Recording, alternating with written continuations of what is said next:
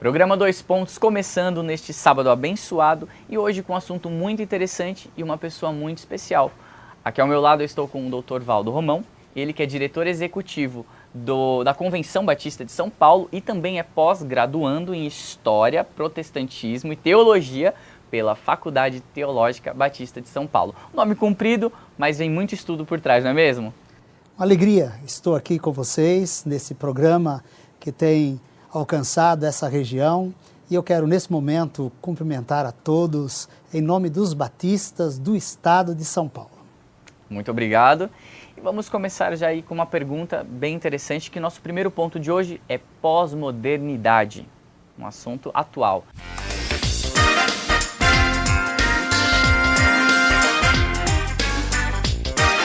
E o senhor poderia, então, aqui para clarear a nossa ideia, situar na história do pensamento humano aonde é que se encontra a pós-modernidade? Pois não, Anderson, é interessante. Sua pergunta é bem própria, porque para compreendermos o pensamento nesta era da pós-modernidade, nós temos que fazer uma retrospectiva histórica. Nesse sentido, a gente vai lá no começo da igreja, a igreja chamada primitiva, e nela nós encontramos ela subdividida, e nessa subdivisão vai se formando um pensamento, e esse pensamento vai ter a sua sequência com a sequência também da história da igreja. É muito interessante, porque na história da igreja nós vamos ter o período que é do nascimento da igreja, naquele contexto em que a igreja surge, e no contexto que a igreja surge vai até volta de 500 depois de Cristo.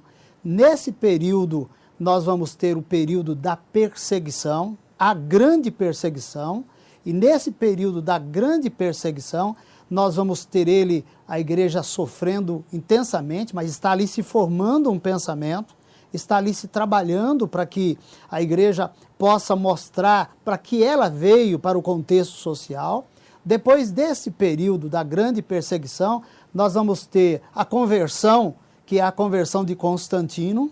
Na conversão de Constantino, nós vamos ter a igreja que é chamada imperial, e a igreja então agora vai trabalhar de maneira muito tranquila nesse período, porque vai ter o respaldo do império, e nós vamos então fechar esse primeiro ciclo.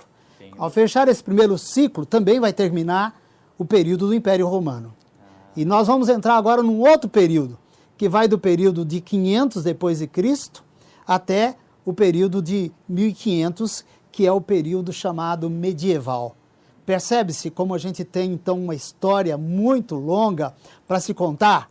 Quero até dizer que é um pouco complicado a gente sintetizar tudo, tantos são os fatos interessantes para essa história. Mas nesse período medieval, nós vamos ter o da Baixa Idade Média, depois nós vamos ter o da Idade Média, e depois nós vamos ter da Tardia Idade Média.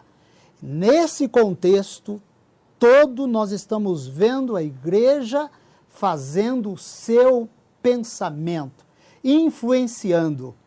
Nós vamos ter, nesse contexto, período de desenvolvimento, de descobertas. Nós vamos ter, nesse contexto, a presença das pessoas debaixo da autoridade da igreja, não admitindo a igreja qualquer outra forma de pensar.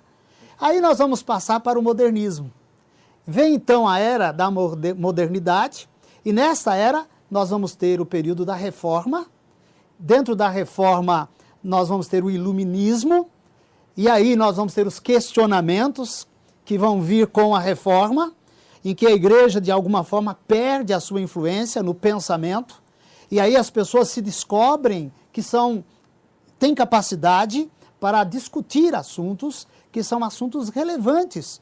Podem, então, falar independente do que a igreja pensa. Nesse tempo é que vai surgir cientistas como Galileu Galilei, Johannes Kepler, nós vamos ter aí Copérnico. Estes homens, eles não são contra a igreja, mas eles estão abrindo a visão dos fiéis à igreja, que estava sob o domínio da igreja dominante.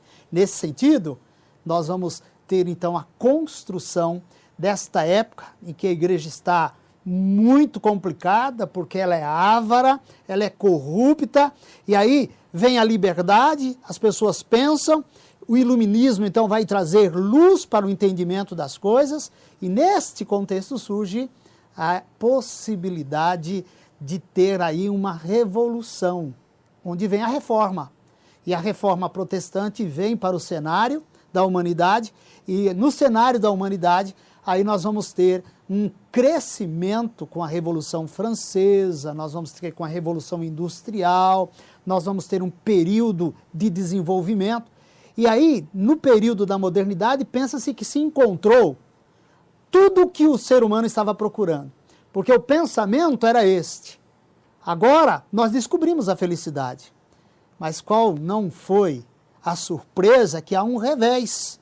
Quando esta fase do pensar humano passa, cai em si de que, na verdade, a modernidade, com o iluminismo, com a inteligência do homem, com o pensamento do homem, não chega a lugar nenhum. Vem então o período das grandes guerras, nós vamos ter aí, nesta fase tardia do modernismo, nós vamos ter um período muito triste com a peste bubônica, que em 3 anos 1/3 da população da Europa é dizimada, mas vamos seguir depois disso a Primeira Grande Guerra Mundial. E aí, a grande decepção.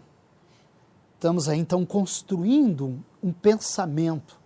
As pessoas, num primeiro momento, admitiam Deus, agora acham que a inteligência resolve o problema, mas a inteligência também não resolve o problema. E a pobreza é presente na história da humanidade, as doenças estão presentes, então a inteligência não resolve a situação. A guerra, graça por todo lado, e com isto a humanidade começa a virar páginas e mais páginas, e vem então agora um momento que surge a pós-modernidade. E nessa pós-modernidade, a gente percebe o homem trabalhando, construindo um pensamento que deixa de lado tudo aquilo que foi pregado pela modernidade, e ele agora se julga autônomo. Ele não admite estar debaixo de uma única verdade. Ele agora então tem diversas verdades, e o pós-modernismo então vai se instalar. E esse pós-modernismo, ao se instalar, vai trazer uma série de consequências na estrutura social, que vai dar em muitas situações adversas, que agora a gente está começando a colher o resultado. Nós temos então aí uma história longa, nessa história longa que eu contei aí, de quase 2000 anos, em quase 5 minutos, que é impossível a gente colocar todos os detalhes, tão rica que é a história do pensamento humano em todo esse período em que a igreja está presente. É um tema tão complicado, porém muito bem explicado, dispensa muitas perguntas. Vamos para um rápido intervalo e já voltamos com o segundo ponto do dia.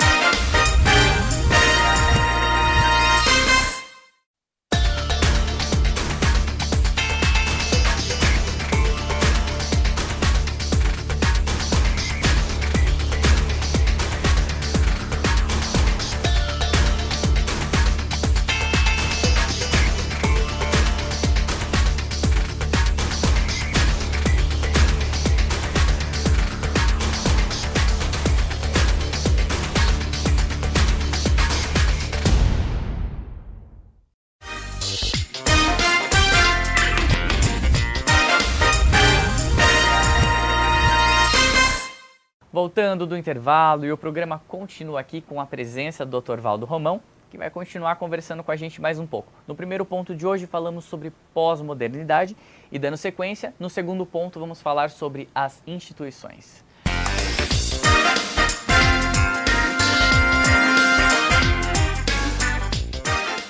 Doutor, rapidamente, me explica aqui a questão da instituição igreja e a ligação com a pós-modernidade. Ok.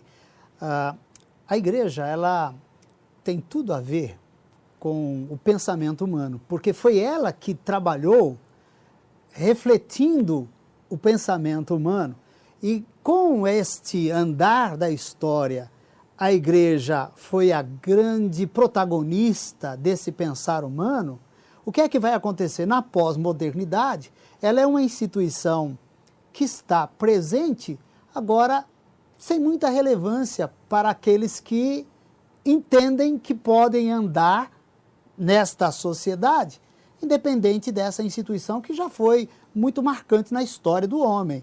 Então, a pós-modernidade, ela vem, de alguma forma, influenciar o pensamento humano para não ver com tanta relevância aquela instituição que durante tanto tempo interferiu na história do pensar humano. E só para fechar aqui, doutor, tem como citar alguns exemplos de fatos marcantes aí na história da pós-modernidade que fica aí até hoje marcado para a gente? Na verdade, não é tanto da pós-modernidade, mas da história em geral, vindo desde a Idade Média, o pós-modernismo, a gente pode citar alguns fatos que são marcantes. Por exemplo, nós vamos ver que a igreja, durante muito tempo, foi detentora do saber. Isso é marcante. Totalmente. Todos ouviam a igreja. Num determinado momento, a igreja foi questionada. Começou-se a pensar que o ser humano poderia andar independente da igreja. Veio então a era do iluminismo, a era da razão. Esse é um fato relevante na história da humanidade. E nesta era da razão, vieram as descobertas. Antes desta era, quem tentasse falar alguma coisa era reprimido pela igreja. Todos só poderiam falar com a autorização da igreja. No entanto, na era da razão, alguns vão se apresentar para colocar seus pontos de vista, e esses pontos de vista acabaram por, então, inaugurar um período em que o ser humano se torna autônomo. Ele agora age, ele é capaz agora de descobrir que ele pode andar sem a igreja. Isso é um fato muito marcante. Eu estou colocando um aqui. O tempo é muito exíguo, teríamos muitos outros fatos. Com certeza. Eu quero aqui agradecer a participação do Dr. Valdo Romão.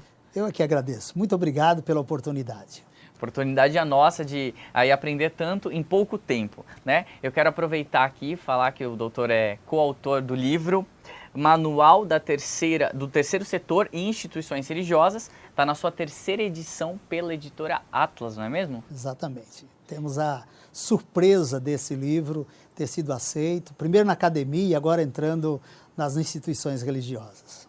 Eu tinha certeza antes de ler. Bom, então agora vamos para uma rápida conclusão e eu termino por aqui o programa.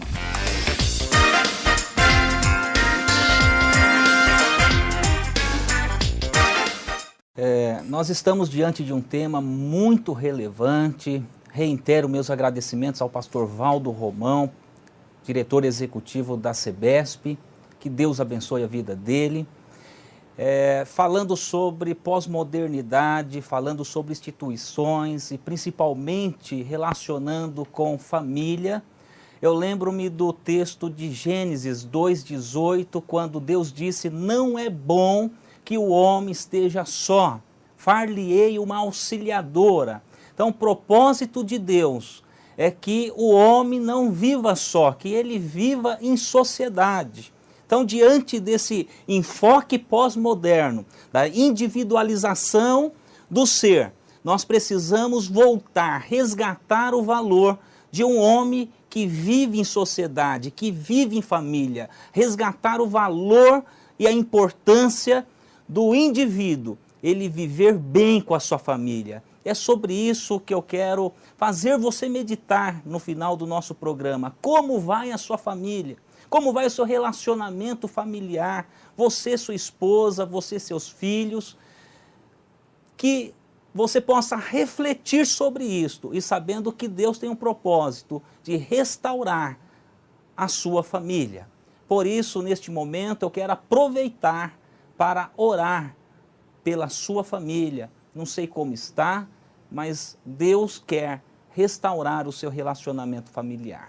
Vamos orar. Feche os teus olhos, você do outro lado desta tela, que eu quero orar por você. Pai, no nome de Jesus, eu oro, Senhor, por esse telespectador.